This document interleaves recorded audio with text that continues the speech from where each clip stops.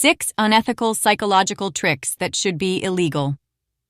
So, today I want to chat with you about something pretty eye-opening, even a bit unsettling. It's another book on psychology, Persuasion by Robert Cialdini. Now, the more I read about psychology, the more I realize just how easily we can be manipulated. And trust me, it's a bit scary. What's worse is that most of these tricks work on a subconscious level, so you don't even notice it happening. It's like someone hands you a magic pill, and before you know it, you're doing things or believing things that weren't even on your radar before. You think you're in control, making your own choices, but often you're not. Let me explain. There was an experiment where a very attractive guy, a proper model type, was sent to approach random women in a shopping center to ask for their numbers. Now, imagine this in your local high street. Some random bloke asking for your number is a bit of a stretch, right? Most women said no, as you would expect. But here's the kicker. When he approached women standing near one particular shop, more of them said yes. Can you guess which one? It wasn't a perfume shop, and it wasn't chocolates either. It was a flower shop. That's right, flowers. Something about the sight and smell of flowers brought out that romantic association, which subconsciously nudged these women to give him their number. When asked afterwards, none of the women said the shop had anything to do with their decision. They were sure they made that choice consciously.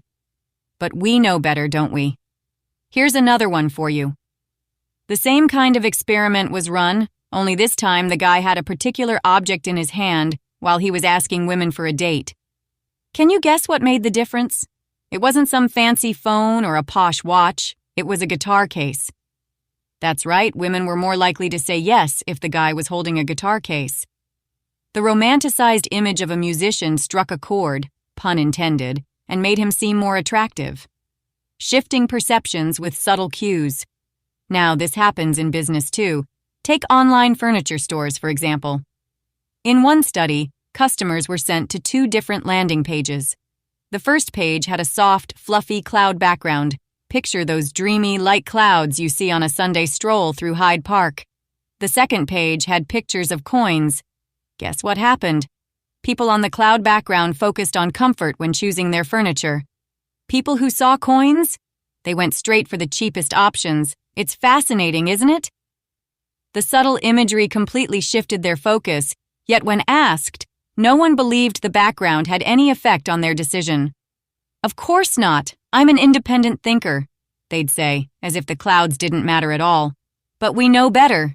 It did. Words can work magic too. And it's not just about visuals. Words have the same power. There was this salesperson trying to sell a £75,000 product, and every time he mentioned the price, people would haggle or walk away. It wasn't selling well at all. So, what did he do? He added a simple joke before stating the price. He'd say, "Well, obviously I'm not going to charge you £1 million for this." Now, when he mentioned £75,000, nobody batted an eyelid. Why? Because compared to £1 million, £75,000 didn't seem so bad. A cheeky little comparison trick. Harmless, right? But it worked. People's perception of value shifted just like that. The adventurous trick. Here's another sneaky tactic that marketers use. They wanted people to try out a new energy drink, but obviously, folks were hesitant because it was an unknown brand. So what did they do? Before asking them to try it, they first asked, "Would you say you're an adventurous person?" Now, most people naturally said yes, because who doesn't want to think of themselves as a bit adventurous? And once they'd admitted that, it was much easier to get them to try the drink. Simple, but effective. Personal story. The trust trigger. Let me tell you about something that happened to me personally. I was sitting with a banker discussing investment options. Honestly, I wasn't all that interested, and my mind was already halfway out the door. But then, he said something that completely changed the conversation. He said, "This next product? I'd recommend it to my own mum." As soon as he mentioned his mum, I leaned in. Suddenly, I trusted him. He didn't realize it, but he just tapped into what Cialdini calls the principle of unity. By invoking his family, he created a shared identity, making me feel connected to him. The same principle works with Warren Buffett. When talking about Berkshire Hathaway's future, he said, "I'll tell you what I'd say to my own family." That's powerful, isn't it? People trust those they feel connected to, especially when family is involved. The subtle power of influence. Here's another brilliant example. In one of Cialdini's college classes, students were asked to complete a survey, but parent participation was low. So, what did he do? He told students that if their parents completed the survey, they'd get 1 extra point on their next test. Now, 1 point isn't going to change anyone's final grade, but the participation rate shot up to 97%. All it took was invoking the family connection, and parents responded like never before. How can you use this knowledge? So, what can you take away from all this? Let's bring it back to real life.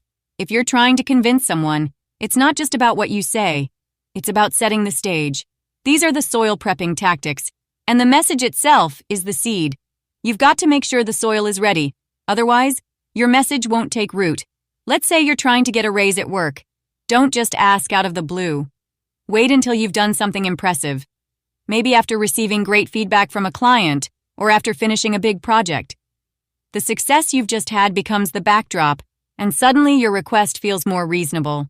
This is just like the energy drink experiment where they asked people if they were adventurous first. It primes them, makes them more open to your suggestion. Or let's say you're a student trying to raise money for a cause. Instead of just asking, "Hey, can you donate?" mention that you're a student too. Creating that connection makes people more willing to help because you're part of their group. You've invoked the principle of unity. Environment matters too. Don't forget about your surroundings. It might sound silly, but those motivational posters you see in offices, they work. The words you see around you every day, even if you don't consciously notice them, impact your mindset. I remember when I was working on a goal to make £10,000 a month, I bought a fake £10,000 stack of cash and put it on my desk. Every time I saw it, it reminded me of my goal. I even framed a quote, "Make money work for you," and hung it up in my office. It sounds small, but these things put me in the right mindset to achieve my goal. Even changing the background on your phone or computer to something that aligns with what you're aiming for can help. For example, when I'm about to start writing a script, I'll often watch a video from one of my favorite YouTubers to get into the right mindset. Someone who explains complex things simply. Just watching their content helps me focus on delivering high-quality, easy-to-understand content myself. Practical example for everyday use. Finally, here's a tip you can use in your daily life. If you need to convince someone, first think about how you can shift their mindset. A while ago, I was working with a colleague on a project. He didn't want to make a certain change, even though we both knew it would be good for the project. We'd been butting heads a bit, so he wasn't really open to my suggestion. Then I remembered something from this book. Before I made my suggestion again, I said, "Remember a few months ago when you suggested that change I didn't agree with? Well, I went along with it because it was best for the project, and now look at the results. It wasn't about me or you. It was about what was best for the project. So let's put our egos aside and do what's best for the project now." After hearing that, he agreed. What had I done? I changed the focus from us as individuals to what's best for the project. That's what worked. The ethical side. Look, all these tricks are powerful, but it's essential to use them ethically. If you use them for the wrong reasons, it'll backfire. People will catch on, and it'll come back to haunt you.